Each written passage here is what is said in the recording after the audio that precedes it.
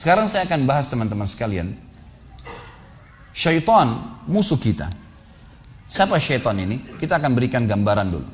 Manusia sama Allah menciptakan malaikat dari cahaya dan malaikat tidak melalui proses biologis. Allah ciptakan tiba-tiba besar, bersayap, bertugas, gitu kan.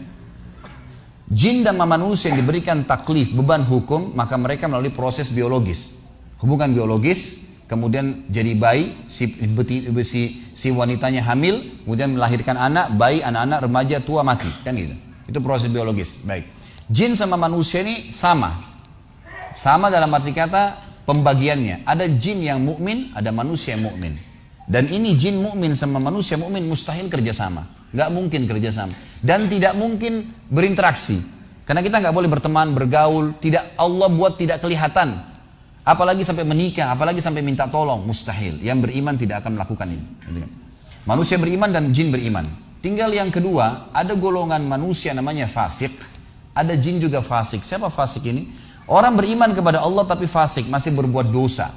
Beriman pada Allah, muslim, tapi masih zina, masih bohong, masih riba, ini namanya fasik. Ada golongan ketiga manusia kafir, ada jin kafir. Khusus di alam jin, yang fasik sama yang kafir ini namanya syaitan. Namanya syaitan. Dipimpin oleh iblis. Jadi semua syaitan pasti jin. Tidak semua jin itu syaitan. Faham ini ya? Baik.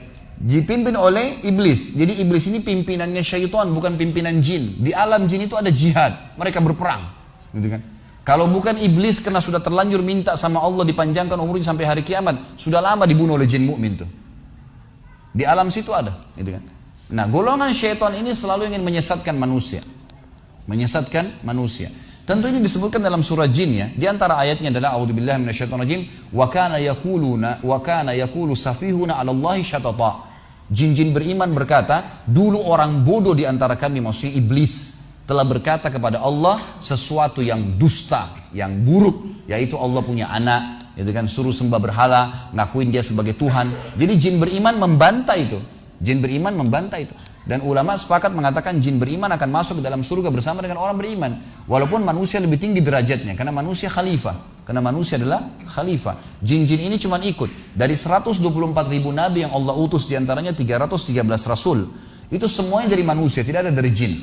Jin cuma sekedar mengikuti kita. Makanya tidak boleh interaksi, nggak boleh minta tolong, karena mereka di bawah kita, teman-teman sekalian. Di bawah manusia. Allah pada saat mengatakan dalam surah Al-Baqarah kepada para malaikat, a'udzubillahi minasyaitonirrajim, inni ja'ilun fil ardi khalifah, saya akan jadikan di muka bumi khalifah. Siapa khalifah? Ini pemimpin. Manusia ini begitu datang di sebuah tempat, tadinya kalau kosong, antum datang tinggal di situ, maka semua makhluk Allah pindah. Mau ular, mau singa, mau apa, pindah. Cium bau manusia pergi. Jin-jin pun semuanya pergi. Mereka nggak ada yang berani sama manusia, karena mereka tahu dengan sunnatullah ini khalifah.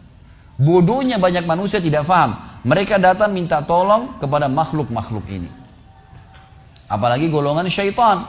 Seperti contoh, dalam surah jin disebutkan salah satu penyebab turun ayat-ayat 10 ayat pertama dalam surah jin, tepatnya 15 ayat pertama.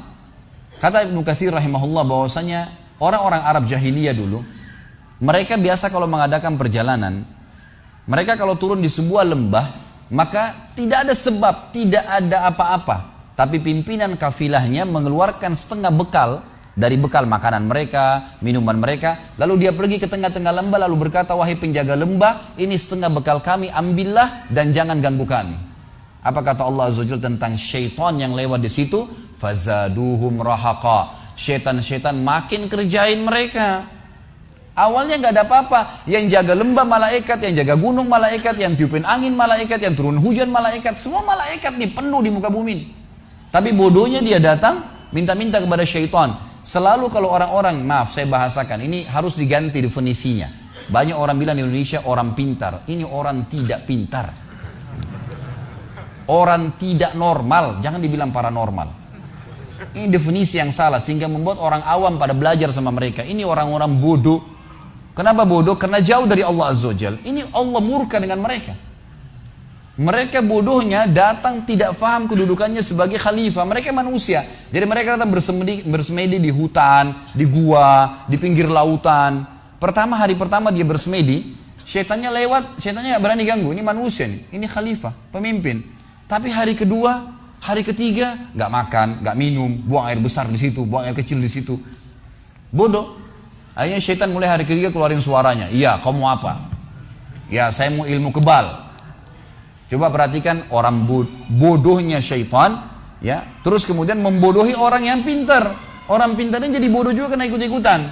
Disuruh apa? Minum darah, minum kencing kamu, makan kotoran kamu. Bodoh. Gimana caranya nih?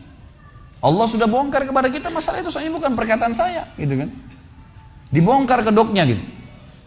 Seperti ibaratnya orang-orang yang kuliah, Anda kuliah, sarjana, pintar, masya Allah cerdas, sakit kepala lewat di pinggir jalan, lewat anak SD, dek sebentar dek, panggil, kita lagi, ini orang lagi sakit kepala nih, orang kuliah nih, panggil dek, kepala saya sakit, apa obatnya? Si anak SD bilang, minum kencing saya kak. Bodohnya nih anak kuliah mengatakan, baik sini kencingmu. Begitu orang yang kerja sama jin teman-teman. Syaitan musuh, syaitan lemah. Dan itu jalan di muka bumi cuma ada dua teman-teman. Jalannya Allah Azza wa Jalla, Allah, la ilaha illallah. Ini Allah, tidak ada Tuhan selain. Ujung-ujungnya masuk surga. Juru bicaranya nabi-nabi, diteruskan oleh para ulama. Sebagaimana sabda Nabi SAW, al-ulama warasatul anbiya.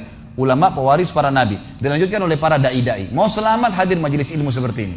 Karena ini memandu ke jalan nabi-nabi dan nabi yang pandu ke jalan Allah SWT. Dan ini adalah jalan yang masuk ke surga, nggak ada jalan lain. Jalan yang kedua dan tidak ada jalan yang ketiga, jalannya syaitan, iblis. Juru bicaranya dukun, peramal, penyamun, penyihir dan ahli maksiat. Berkumpul sama mereka pasti dipandu ke jalan syaitan, ujung-ujungnya neraka. Nggak ada jalan lain dan tidak bisa disatuin, nggak bisa. Nggak bisa. Orang yang bilang, oh saya cuma pelihara khadam jin muslim, ini sama syaitan itu. Itu syaitan, nggak boleh. Inna syaitana lakum aduun fattakhiduhu aduwa, kata Allah. Syaitan musuh kalian, jadikan musuh.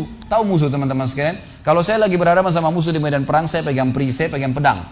Lalu musuh saya juga begitu. Kalau saya tidak nangkis, tidak nyerang, dia apain sama musuh? Dibacot lah, dibunuh pasti, gitu kan?